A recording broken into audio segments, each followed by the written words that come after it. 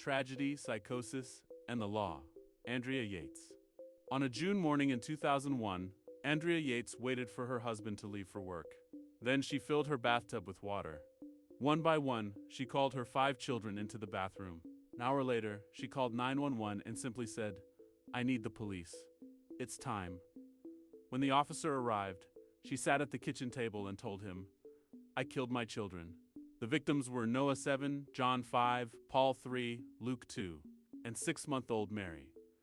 Andrea, suffering from severe postpartum psychosis and schizophrenia, believed she was saving them from eternal damnation.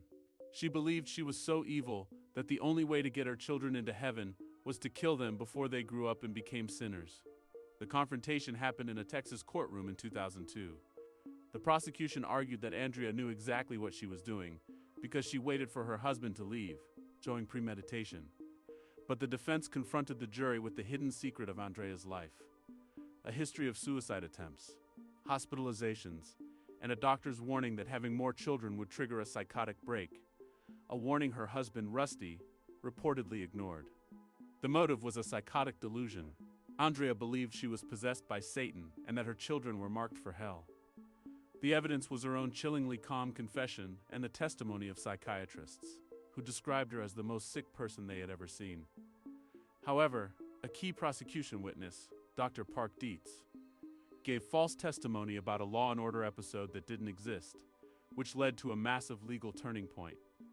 Initially sentenced to life in prison, Andrea's conviction was overturned in 2006 due to that false testimony. In her retrial, she was found not guilty by reason of insanity. Instead of prison, she was sentenced to the Kerrville State Hospital. Every year since, Andrea has waived her right to a release hearing. As of 2026, she remains in the hospital, spending her days making crafts to sell and donating the money to charity in her children's names. Andrea Yates destroyed her family because she believed she was saving their souls. It leaves us with a question that still haunts the legal system. If a mother kills her children because she truly believes God told her to, is she a monster who deserves prison, or a victim of a mind that turned into a prison?